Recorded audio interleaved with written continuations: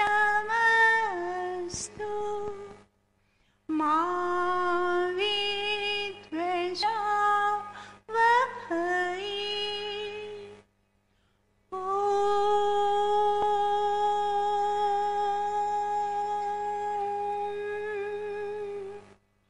शान्तिः शान्तिः शान्तिः।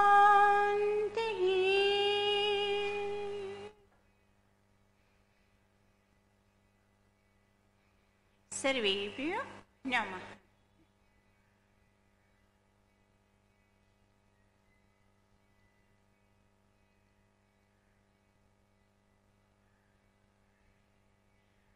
हो न जाए कहीं बर्बाद जो नर तन तुझको मिला। हो न जाए कहीं बर्बाद जो नर तन तुझको मिला। जाने कितने जन्म की बात, जाने कितने जन्म की बात, ये नर तन तुझको मिला, ये नर तन तुझको मिला। हो न जाए कहीं ये बर्बाद जो नर तन तुझको मिला। कर्मों के बंधन में अटका जाने कहाँ कहाँ तू भटका।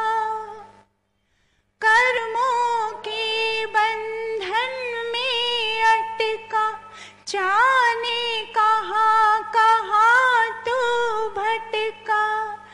तूने कीनी बहुत फरियाद, तूने कीनी बहुत फरियाद जो नर तन तुझको मिला,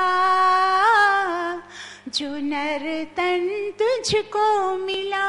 हो न जाए कहीं ये बर्बाद जो नर तन तुझको मिला। जाने कितने जन्म के बाद ये नर तन तुझको मिला, ये नर तन तुझको मिला। शुभ कर्मों का वादा भूला, नर तन पाकर ऐसा फूला। शुभ कर्मों का वादा भूला, तुझे आई कभी ना याद, तुझे आई कभी ना याद जो नर तन तुझको मिला, जो नर तन तुझको मिला। हो न जाए कहीं बर्बाद जो नर तन तुझको मिला, जो नर तन तुझको मिला। जीवन जाता है कुछ कर ले, भव सागर से पार उतर ले। जीवन जाता है कुछ कर ले, भव सागर से पार उतर ले। ये न यूं ही मिले हर बार, ये न यूं ही मिले हर बार जो नर तन तुझको मिला, जो नर तन तुझको मिला। हो न जाए कहीं बर्बाद, हो न जाए कहीं बर्बाद जो नर तन तुझको मिला, जो नर तन तुझको मिला। जाने कितने जन्म की बात, जाने कितने जन्म की बात, ये नर तन तुझको मिला,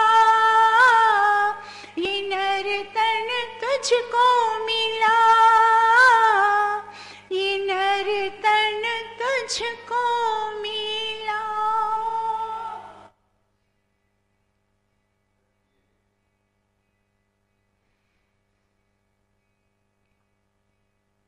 यह मनुष्य जन्म क्यों मिला, इसका क्या महत्व है, इतना क्यों महत्व है? आज हम वही भजन भी वही था और हम यजुर्वेद का वो एक मंत्र करते हैं। तो मनुष्य जन्म का महत्व, मानव जीवन का महत्व क्या, उसको यजुर्वेद का मंत्र करते हैं।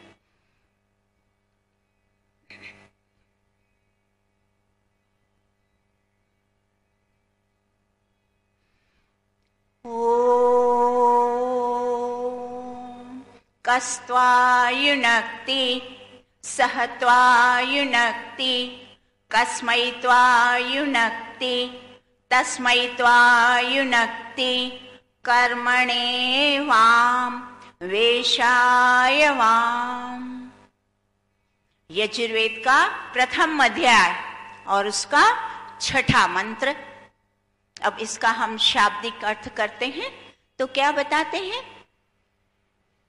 कस्त्वा युनक्ति, कस अर्थात कह, अर्थात किसने, त्वा तुमको, किसने तुमको, युनक्ति जोड़ा, अर्थात इस आत्मा को इस शरीर के साथ तुमको किसने जोड़ा? तो आगे उत्तर देते हैं, क्या बताते हैं? सह त्वा युनक्ति, सह अर्थात उस जगदीश्वर ने, उस परम पिता परमेश्वर ने, त्वा तुमको जोड़ा, युनक्ति जोड़ा। इस सुंदर शरीर, इस दुर्लभ देह, इस मानव तन से हमारी आत्मा को उस परम पिता परमेश्वर जगदीश्वर ने जोड़ा, संयोग किया है ना। आत्मा और शरीर का संयोग परम पिता परमेश्वर ने किया है। अब किया तो है, पर क्यों किया है, किस लिए किया है? तो आगे क्या बताते हैं? कस्मै त्वा युनक्ति, किस प्रयोजन के लिए तुम्हें जोड़ा, तुम्हारी आत्मा को इस सुंदर शरीर के साथ किस लिए जोड़ा? हम कोई भी कार्य करते हैं तो उसका कारण होता है ना, कुछ भी, एक छोटा या बड़ा जो भी काम करते हैं उसके पीछे उद्देश्य होता है, हेतु होता है, प्रयोजन होता है। हाँ, ये मुझे मिलेगा इसलिए मैं ये कर रहा हूं। तो परम पिता परमेश्वर ने इतने महान बुद्धि, आप देखो शरीर की और जब हमारा ध्यान जाता है तो आप देखिए क्या उसकी करामात, उसने किस प्रकार से इतनी सुंदर शरीर की रचना करी, क्यों करी, उसका क्या प्रयोजन है? तो आगे बताते हैं, सह कस्मै त्वा युनक्ति तस्मै त्वा युनक्ति, तस्मै इस प्रयोजन के लिए, तस्मै अर्थात परमपिता परमेश्वर की प्राप्ति के लिए यह शरीर मानव का ईश्वर ने तुम्हें आत्मा से जोड़ के दिया। क्या मुख्य कारण बता रहे हैं, ध्यान दीजिएगा। परमपिता परमेश्वर ने हमें यह सुंदर देह, यह मानव देह उसकी प्राप्ति के लिए, उस सुख परमेश्वर, सुख प्राप्त परमेश्वर की प्राप्ति के लिए हमें यह देह दी है। हमारा मुख्य प्रयोजन इस परम पिता परमेश्वर का इस देह को, मनुष्य देह को बनाने का मुख्य प्रयोजन यही है। क्या? कि हम परम पिता परमेश्वर की प्राप्ति कर ले। आप स्वयं देखें कि जितने भी प्राणी हैं, उन प्राणियों में आत्मा भी है और उनके अंदर परमात्मा भी है। दोनों का मिलाप होते हुए भी उनका ईश्वर से मिलाप नहीं हो सकता। मानव देह के अलावा जितनी भी इस ब्रह्मांड में योनियां है, आत्मा भी है परमात्मा भी है, पर उनको फिर भी ईश्वर प्राप्ति का साधन नहीं, अधिकार नहीं। यह साधन, यह अधिकार केवल और केवल मात्र और मात्र इस मानव देह को, इस मानव शरीर को, इस मानव तन में ये साधन है ईश्वर प्राप्ति का। मुख्य रूप से यह ईश्वर प्राप्ति का साधन है। क्योंकि ईश्वर सुख स्वरूप है और हमको सुख की प्राप्ति करनी है, तो उस परम पिता परमेश्वर की प्राप्त करके हम सुख प्राप्त करेंगे। इसीलिए इस हेतु के लिए हमें यह देह, इसीलिए मनुष्य देह का इतनी महिमा, इतना महत्व और इतना इंपॉर्टेंस, कदर बोले, अनमोल बोले, जितना बोले उतना कम है। हमने बुक लिखी थी, उसमें कितना कुछ मेहनत करते हैं ना। कोई किताब लिखता है तो कितना सारा अध्ययन, वेदों का, उपनिषदों का, दर्शनों का, विद्वानों के रचे ग्रंथों का खूब सारा अध्ययन करके फिर जाके एक विद्वान एक छोटी सी पुस्तिका भी लिख सकता है। तो जो मैंने ये पुस्तिका लिखी, उसमें मैंने क्या पहले प्रथम बात यह लिखी थी कि यह मानव देह जो है उसका क्यों महत्व है। तो उसमें बताते हैं, अथर्ववेद में इसे देवपुरी कहा है, यजुर्वेद में इसे ऋषि भूमि बतलाया है, यह मानव शरीर ब्रह्मपुरी अथर्ववेद तथा उपनिषद ने बतलाया है। यह मानव शरीर तो एक दैवी नाव है जिस पर हम इसलिए चढ़ बैठे हैं ताकि भवसागर से पार होकर ईश्वर के परम धाम में जा पहुंचे। ऋग्वेद में इसको मानव देह को दैवी वीणा कहा है। वीणा वाद्य यंत्र होता है ना, जिससे बहुत सारे इतने सुंदर मधुर स्वर निकलते हैं। तो क्या कहते हैं, ये मानुषी वीणा के स्वर बहुत मधुर, बड़े रसीले तथा चित्ताकर्षक होते हैं। परंतु जिसने इस दैवी वीणा का बजाना सीख लिया हो, वह उसके अंदर ऐसे दिव्य स्वर झंकारित करता है कि मानव तो क्या, देवता भी मुग्ध हो जाते हैं। यह मानव शरीर, इसीलिए कहते हैं ना, हमने सुना है कि देवता भी इस मानव देह के लिए तरसते हैं। क्योंकि पर कब, जब इस मानव शरीर का जिसने सदुपयोग किया। वीणा तो है, पर वीणा को जब तक अच्छे से बजाने वाला नहीं है, तब वो वीणा हमें सुंदर मधुर रसीले स्वर नहीं दे सकती। उस वीणा को सीखना पड़ेगा। सुंदर स्वर निकालने के लिए जिस प्रकार से उसको सीखना पड़ेगा, वैसे ही इस मनुष्य जो देह मिली है, इसको सुंदर वीणा बता दिया। यह वीणा है दैव्य अर्थात दिव्य अर्थात कितनी पवित्र, शुद्ध, परमपिता परमेश्वर के माध्यम द्वारा रची हुई यह दिव्य वीणा है। पर इस वीणा से सुंदर स्वर निकले, अर्थात इससे हम अच्छा प्रयोजन करें। इसको जिस हेतु के लिए बनाया है, उस हेतु का हम उपयोग करें। उपयोग करना, सदुपयोग करने को वो वीणा का सीखना कहा गया है। जैसे वीणा सीखते हैं बजाना, तो उसमें से सुंदर स्वर निकलते हैं, जो स्वर हमें आनंद की प्राप्ति कराते हैं। वैसे ही इस मानव देह को, इसके सदुपयोग को हमें सीखना पड़ेगा।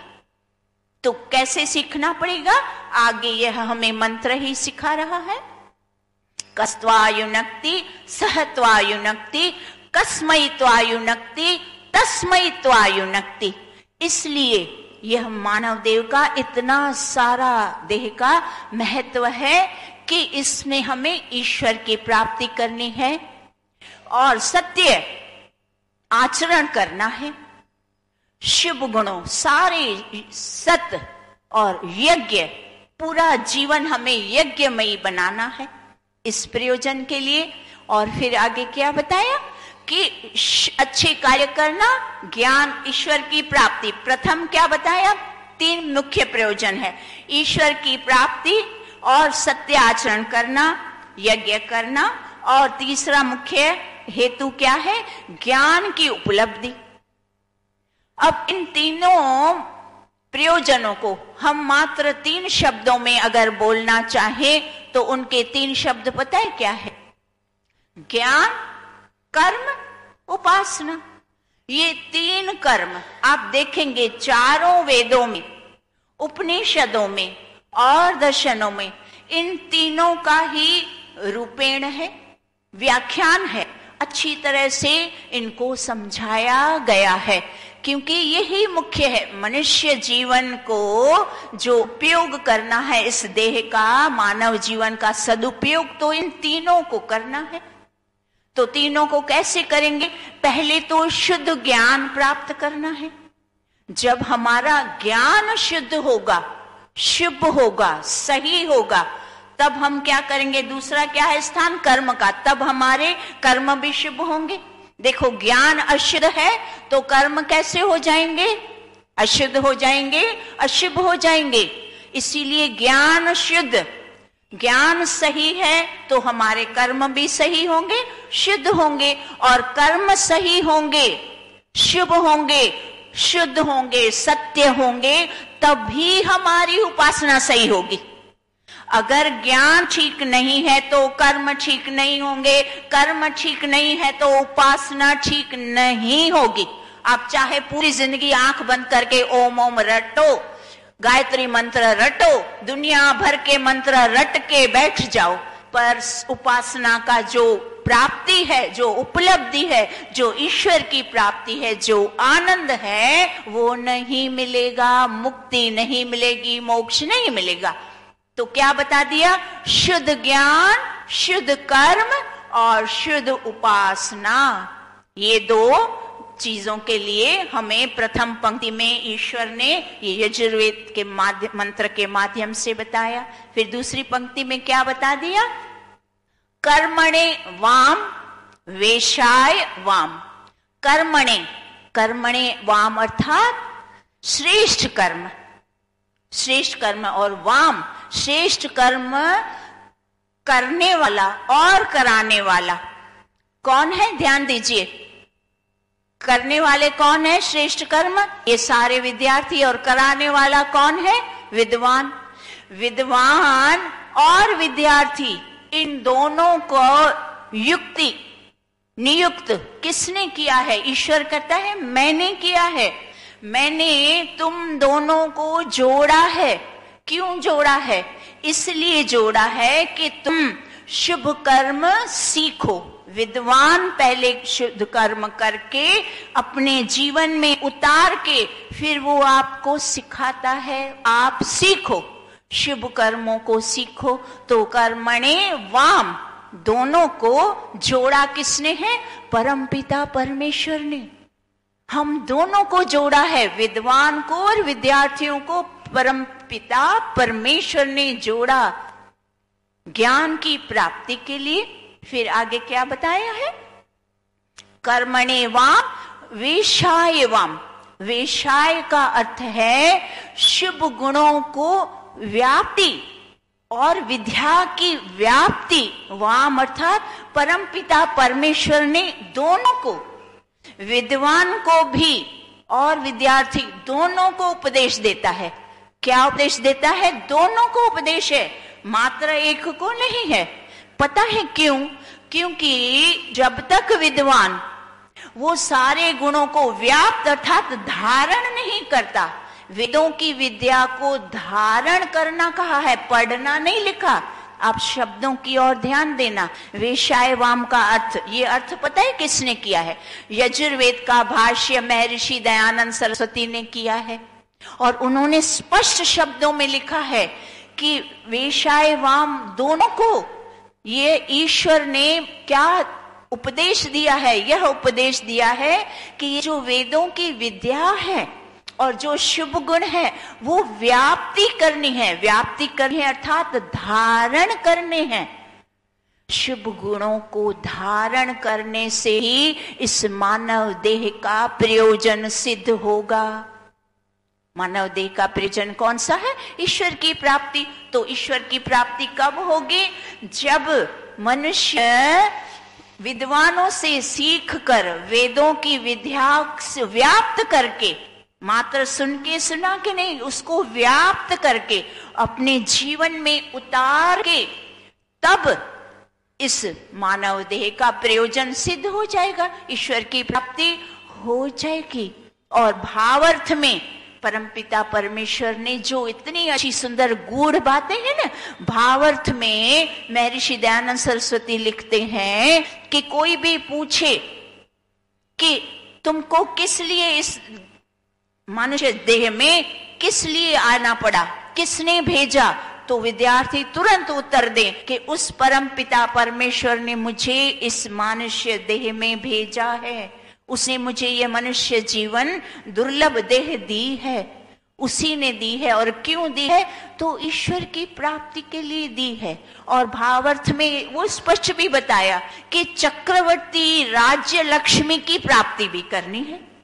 ऐसा नहीं कहा कि आलसी बनकर और दूसरों पे आधारित होके मुझे दे दो, नहीं, इंडिपेंडेंट बनना है। अपना और अपने परिवार का निर्वाह करने के लिए खूब सारी भौतिक विद्या भी ग्रहण करके धन को भी प्राप्त करना है। आलसी प्रमादी नहीं बनना। हमारे वेद का देखो विद्या कितनी अच्छी से समन्वय, दोनों का समन्वय अर्थात बैलेंस। जिस मनुष्य ने जीवन में इन दोनों का बैलेंस बनाया, अर्थात इस दुनियावी लौकिक विद्या को भी प्राप्त किया और अच्छी तरह से अपना जो भी है, नौकरी है, धंधा, बिजनेस आदि आदि जो कर रहा है वो भी करना, उसमें भी उन्नति करना, आलस्य प्रमाद नहीं करना, खूब धन कमाना। बताया है ना, 100 हाथ से कमाओ, 1000 हाथ से लुटाओ। कमाओगे नहीं तो क्या दोगे, कहां से दोगे? खुद ही नहीं, कमाना है, कमाने की मना नहीं है, कमाना भी है, पर साथ साथ में ईश्वर प्राप्ति की भी, वो दोनों को साथ लेके चलना है। ऐसा नहीं सोचना कि अभी तो खूब बेईमानी से, शोषण से कैसे भी खूब धन कमाऊं, फिर जाके वृद्ध अवस्था में खूब दान करूंगा। ना ना ना, यह कल्पित, कोरी कल्पित भ्रांति, मिथ्या भ्रांति। इस मिथ्या भ्रांति से ही तो ये सारे सृष्टि का सारी व्यवस्था इतनी सड़ गई है ना। सारा सिस्टम ऊपर से लेके नीचे तक सब क्यों सड़ा है? क्योंकि उनकी ये मानसिकता जो अभी मैंने बताई वैसी है कि पहले तो खूब सारा धन कमाओ, कैसे भी किसी भी दशा में धन कमाओ, फिर दान। ये करोड़पति क्या करते हैं?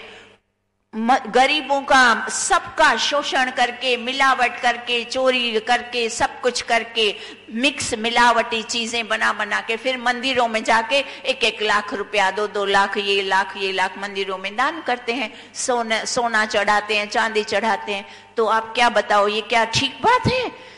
इससे इन लोगों को पशु का जन्म मिलेगा। मैं नहीं कह रही, ईश्वर कह रहा है, ये पशुवत कर्म है। ये सारे कर्म इनके पशुवत हैं, इनको आगे पशु में जाना पड़ेगा। ऐसा नहीं करना। धन कमाना तो बोला, पर कैसे? परिश्रम से, नेकी से कमाओ, जितना भी कमाओ, फिर नेकी करते हुए, पूरा परिश्रम करते हुए जितना भी आए, फिर उसकी कोई चिंता नहीं, कोई बात नहीं। 5000 रुपए आए, कोई बात नहीं। 10,000 रुपए आए, 5000 में भी घर अच्छे से चलता है। हमारा अनुभव है, बहुत अच्छे से चलता है। 5 में भी चलता है, 10 में भी चलता है। और धन तो ऐसा है, जितना है आपकी सूझबूझ होनी चाहिए, उस सूझबूझ से आपका निर्वाह अच्छे से हो जाएगा। इसीलिए बेईमानी न करके परिश्रम खूब करना, मेहनत करनी, आलस्य प्रमाद न करके, आलस्य को छोड़ के प्रमाद अर्थात लापरवाही, असावधानी, ठीक है आज गया कल नहीं गया, ऐसा नहीं। परिश्रम, हमेशा निरंतर परिश्रम, दोनों तरफ भौतिकता में भी, धन कमाने में भी परिश्रम चाहिए। और आध्यात्मिकता, आध्यात्मिक ज्ञान प्राप्त करने, ईश्वर की प्राप्ति करने, गुणों को धारण करने में भी खूब सारा परिश्रम, दोनों में परिश्रम चाहिए। और दोनों के परिश्रम की बैलेंस बनाना, अपनी जो शक्ति है वो दोनों में इक्वल लगानी। जो मनुष्य दोनों में इक्वल शक्ति लगाता है वो भौतिक सारे जितने भी पदार्थ हैं उसका भी लाभ लेता है, दूसरों को भी लाभ देता है और ईश्वर की भी प्राप्ति करता है। बस हमारा वेद तो यही सिखाता है। ऐसा तो वेद ने कहा ही नहीं है कि जंगलों में जाओ, वहां जाके निठल्ले बन के बैठे रहो, मन तो भटकता फिरे और आलस्य, प्रमाद और ये सब नहीं सिखाया वेद ने। सबसे पवित्र और अच्छी वाणी, गृहस्थ आश्रम को भी यही वाणी चाहिए, ब्रह्मचारी को भी यही वाणी चाहिए, वानप्रस्थी को भी यही ज्ञान चाहिए, सन्यासी के लिए भी यही ज्ञान है। सन्यासी को भी निठल्ला बैठने के लिए नहीं बोला, सन्यासी का भी क्या कर्तव्य, हाँ घर छोड़ने के लिए बोला, पर निठल्ला नहीं बैठना। पहले तो मात्र एक घर का दायित्व, बाद में तो पूरे विश्व का दायित्व उसके ऊपर, सबको एक एक को ज्ञान देना। जो ज्ञान ईश्वर प्राप्ति का मेहनत मशक्कत करके परिश्रम करके तुमने हासिल किया वो दूसरों को भी प्राप्त करवाना। तो आलस्य प्रमाद तो कहीं भी नहीं है। तो इतनी शुद्ध हमारे जो वेदों की व्यवस्था है वो हमें इतनी अच्छी अच्छी बातें सिखाती है, इसका दुरुपयोग न करना। अब जब मनुष्य इसका दुरुपयोग करने लगता है फिर परमपिता परमेश्वर क्या करता है, दंड देता है ना। हमारा सांख्य दर्शन जो चल रहा है आज हमने नहीं चलाया, अगला कल के सूत्र में क्या था कि जो मनुष्य भौतिकता में भौतिक पदार्थों के लिए इतनी आसक्ति रखता है, फिर उसको प्राप्त करने के लिए लोभ, लालच, चोरी आदि आदि करता है, तो उसके लिए क्या बता दिया, दंड बता दिया ना, कितना कड़ा दंड। आप देखना जिन भी देशों में अति से अति कड़ा दंड की व्यवस्था है वहां अपराध भी कम है। आज भी कुछ अरब देशों में चोरी करने के से हाथ काट दिया जाता है। आप बताओ वहां अपराध होगा? और यह बात हमारे वेदों की है। मनुस्मृति में मनु महाराज इस दंड व्यवस्था के बारे में बताते हैं कि जो व्यक्ति दुष्कर्म करता है उसको चौराहे पे लेके आओ और चौराहे पे लाकर एक पलंग पर लिटा दो और उस पलंग के नीचे लकड़ियों को जलाओ और उस व्यक्ति को जिसने दुष्कर्म किया उसको लिटा दो और तब तक लिटा दो, लिटाए रखो जब तक उसके प्राण न निकल जाएं, अर्थात मृत्यु दंड। पर मृत्यु दंड भी कितना असहनीय पीड़ा के सहित। आप सोचो, पलंग पे व्यक्ति लेटा है और नीचे लकड़ियां धीमे धीमे जल रही है, उसकी अग्नि कब उसको धीरे धीरे तपा तपा के उसको अंत में भस्म करेगी। कितनी असहनीय पीड़ा। और वो कहां बोला, चौराहे पे। चौराहे पे क्या होता है, चारों ओर से सारे लोग जब यह दृश्य देखेंगे तब बताओ किसका साहस होगा कि वो दुष्कर्म करे? होगा किसी का साहस? सब कान पकड़ेंगे, नहीं नहीं नहीं, हमें ये दुष्कर्म नहीं करेंगे, नहीं करेंगे। ये आज कितने दुष्कर्म 2 महीने की, 2 वर्ष की, 5 वर्ष की बालिकाओं से क्यों ये? क्योंकि दंड व्यवस्था, नाम मात्र केस चलाते हैं, लंबे लंबे केस, बेचारा किसी को न्याय नहीं, लोग अपराध करेंगे ना। इसका मनुस्मृति में कैसा दंड बता दिया, दुष्कर्म करने वालों को ये दंड दो चौराहे पे। मजाल है जो कोई फिर ऐसा दुष्कर्म करने का सोच भी ना पाए। आत्मा कांप उठेगी ऐसा दृश्य देख के और अपराध बंद हो जाएंगे। तो ये अपराध करता है मनुष्य, तो उसका निवारण भी ईश्वर ने ही वेदों में बता दिया ना। मनुस्मृति में मनु महाराज ने वेदों के मंत्रों का ही अर्थ किया है। उसने कुछ भी, वो प्रथम है, जो सृष्टि की रचना है वो प्रथम उसने ही सारा कुछ, ये जितने भी नियम बनाए हैं तो उसने वेदों के माध्यम से और वेदों के मंत्रों का उल्लेख भी किया है। ऋग्वेद से कहां मंत्र, एड्रेस, पता लिख के उसका अर्थ बता के फिर उसका अर्थ बताया है। तो आप सोचें, अगर हमें इस संसार में अपराधों को नष्ट करना है, कम करना है, तो हमें दंड व्यवस्था भी कड़ी से कड़ी सजा अगर होगी तो अपराध कम हो जाएंगे। ये मानव का स्वभाव है। जब तक दंड के बिना कोई नहीं सुधरता, दंड के बिना कोई नहीं सुधरता। दंड देना अति आवश्यक है। तो इसीलिए, और दंड की आवश्यकता ही ना पड़े। अब बुद्धिमान पुरुष कौन है? जो इस सारे ज्ञान को सुनकर, समझकर, अपने जीवन में उतारकर समझ जाए, ना अपराध करना नहीं, दंड भोगना नहीं, जिस प्रयोजन के लिए मुझे यह मनुष्य जीवन मिला उस प्रयोजन को सिद्ध करूं तो सुख प्राप्त होगा। सुख, शांति, आनंद, बस दुखों से छूट गए और दूसरों को भी दुखों से छुड़वाया। यह है हमारे वेदों की इतनी सुंदर व्यवस्था। एक मंत्र में इतनी अच्छी बातें बता दी। अब हमें समझ में आना चाहिए कि हमें ये, कुछ लोग पता है क्या सोचते हैं, मनुष्य जीवन मिला है भोग भोगने के लिए, मात्र केवल भोग भोगते हैं, सांसारिक पदार्थों में इतने लिप्त हो जाते हैं। हाय मेरा परिवार, मेरी पत्नी, मेरा पति, मेरे संतान, उसकी आवश्यकताओं को पूर्ण करने, इच्छाओं को पूर्ण करने में पूरा जीवन ऐसे ही बर्बाद। अभी क्या था, इस जीवन को, मानव जीवन को बर्बाद न हो जाए। ये बर्बाद का अर्थ पता है क्या है? केवल भौतिकता अर्थात बर्बादी, विनाश, विनाश हो जाएगा। पर भौतिकता भी और आध्यात्मिकता दोनों को साथ साथ, भौतिकता नेकी से, और जब नेकी होगी तब ईश्वर की प्राप्ति होगी। बेईमानी से आध्यात्मिकता हो ही नहीं सकती। दोनों एकदम से ऑपोजिट है, विरुद्ध हैं। तो विरुद्ध बात कभी भी संभव नहीं होती। अगर ईश्वर की प्राप्ति करनी है तो भौतिक पदार्थों का सदुपयोग करना, सम मात्रा में उसका उपयोग भी करना, उसका निर्वाह भी करना, उसका आर्जन अर्थात उसको इकट्ठा, एकत्रित, जो परिग्रह हम पढ़ रहे हैं ना कि अपरिग्रह, परिग्रह नहीं करना है। तो अपरिग्रह कब संभव होगा? जब हमारी आवश्यकताएं होंगी सीमित, बस जितनी आवश्यकता है उतना धन कमाया। अब उतना धन कमाया फिर तो आपके पास शक्ति भी बचेगी, समय भी बचेगा ईश्वर के लिए, ज्ञान के लिए, सत्संग के लिए। श्रेष्ठ कर्म क्या बता दी आज हमारे जो यजुर्वेद के मंत्र में श्रेष्ठ कर्म कहा ना कि श्रेष्ठ कर्मणे वाम वेशाय वाम। तो श्रेष्ठ कर्म क्या है? सर्वप्रथम है उपासना। हम सब क्या करते हैं? प्रथम नींद में से उठ के ईश्वर की उपासना।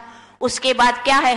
हम यज्ञ करते हैं और उसके बाद हम क्या करते हैं? यहाँ ज्ञान सुनने, ईश्वर का, वेदों की पढ़ाई करने, उपनिषद दर्शन, ये वेदों की ज्ञान है सारा। हम वेद पढ़ने आते हैं। उसके बाद हमें क्या करना है?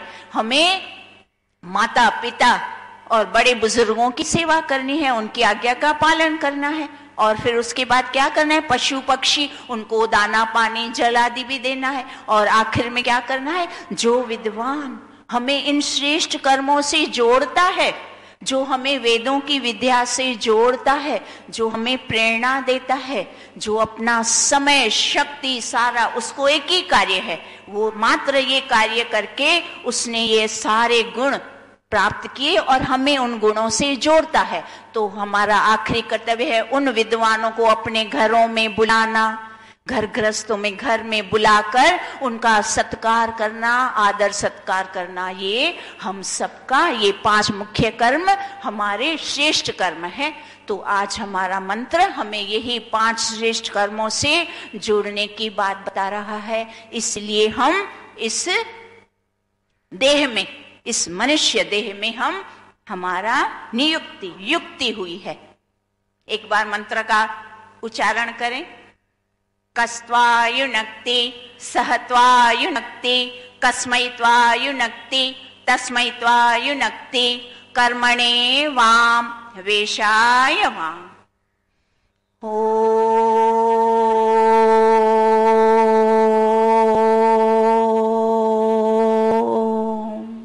द्यौ शान्तिरन्तरिक्षं शान्ति पृथिवी शान्ति रापः शान्तिरोषधयः शान्ति वनस्पतयः शान्तिर्विश्वे देवा शान्ति ब्रह्म शान्ति सर्वं शान्ति शान्तिरेव शान्ति सामा शान्तिरेधि।